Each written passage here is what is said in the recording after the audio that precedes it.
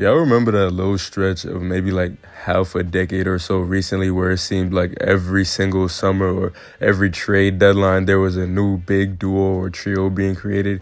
It was wild, bruh. I feel like it reached its peak with the Nets trio. I will never forget that era as a Knicks fan because everybody and their mama swore KD and Kyrie was coming to the Knicks.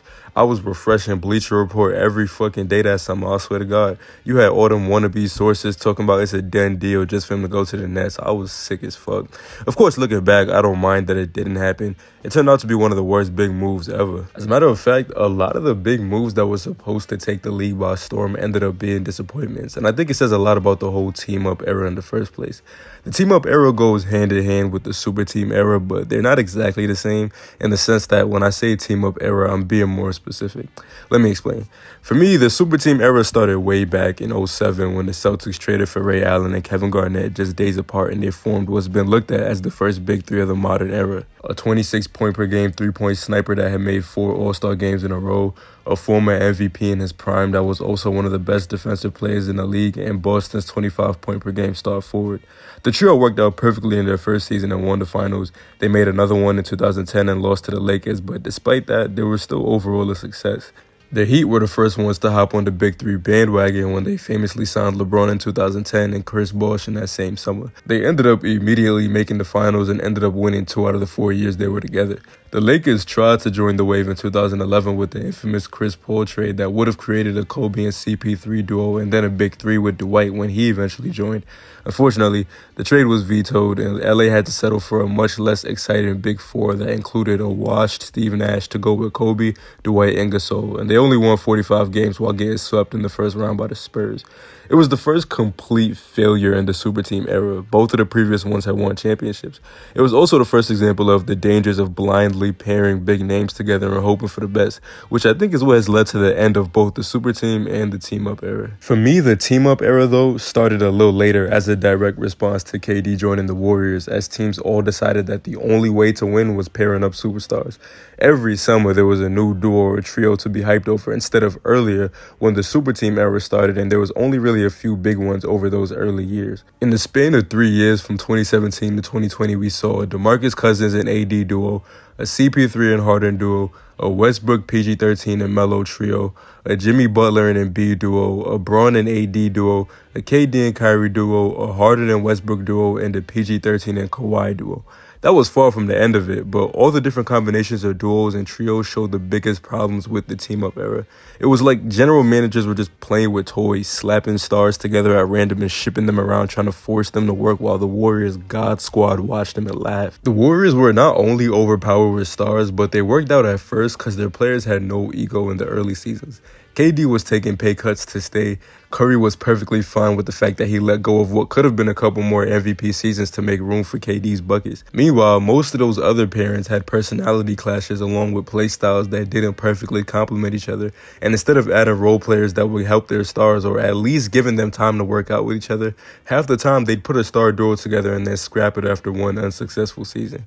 Jimmy got traded to the Sixers a few games into the 2018 season, and by the end of the year, after a 7-game conference semifinals where they literally lost by inches, he dipped off to Miami because they refused to pay him what he thought he was worth. Westbrook spent 1 year in Houston, literally one with Harden, and then requested a trade.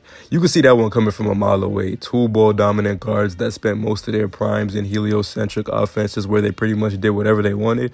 One of them was always going to get irritated. Russ even said he left because he wanted to quote-unquote play his game. Son was in the corner like this watching Harden do dribble, step-back threes. Plus, the rest of the roster was mid as fuck, and management did a poor job of building a squad around him. That was one of the main issues we were talking about. They just threw a couple stars on the team half the time, and then when it flopped, they'd ship one of the stars out instead of looking at the rest of the squad, which more often than not wasn't that good. A few years after that, and we're still seeing the same things in the last remaining superstar team-ups from that era. I think the one that's really put a stamp on the end of this whole time period is Dame and Giannis. they're what, like 1-6 or 2-6 to start the season because of their overall weak ass roster outside of their two stars, especially with Middleton being hurt to start the year.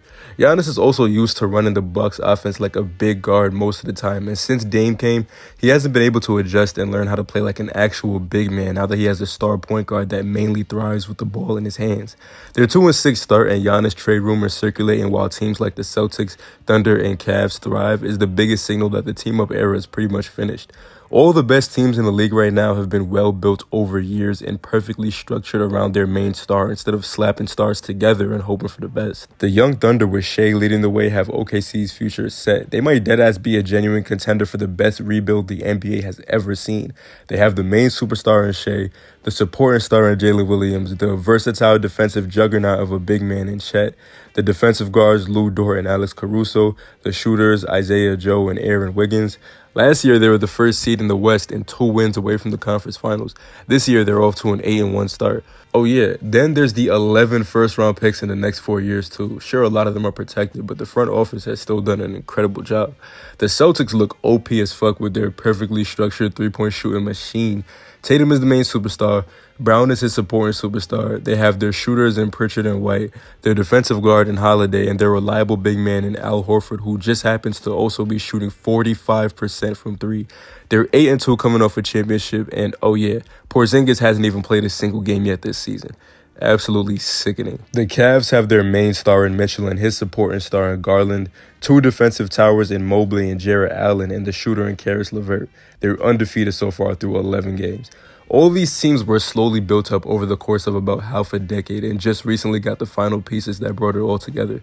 The NBA has returned to its usual structure in terms of team success. The days where teams were trying to force superstars together to speed run their way to a dynasty are over. The Warriors were an anomaly, not just because of how wildly overpowered their starting five was, because it was a rare situation where superstar players put their egos aside long enough to get a great amount of success over a certain period of time. Even then, it only lasted 3 years before falling apart. Ironically, the team that killed that dynasty was the Raptors, a prime example of a perfectly structured team from the top with their superstar Kawhi and all his supporting pieces like Siakam, Lowry, Marc Gasol, Serge Ibaka, Fred VanVleet, and Danny Green. Looking back, the team-up era was honestly a failure for the large majority of it. Even after the Warriors originally fell off and the league was open for a while, almost none of the big duos or trios won championships. AD and Braun is literally the only exception.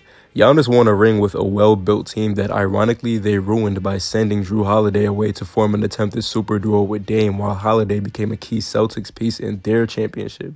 Jokic's championship team was perfect by every metric in terms of building to your star player's strengths. The only thing that has the team-up era hanging on by a thread is the Suns being 8-1 with their KD, Booker, and Beal trio they formed before last season. And even that was kind of shaky at first compared to their expectations because damn near everything when you look below the big three on the roster sheet was ass in the beginning.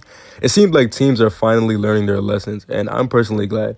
Nobody wanted to see another half-decade of superstars spending a year and a half together before falling out because they wanted the ball more. Alright, I'm out of here. Knicks and Pacers game is in a couple of hours, and I want to wrap this up before it starts. Let me know which duo or superstar trio you wish won a championship from the team-up era in the comments. Thanks for watching, y'all. I'm going to see y'all later.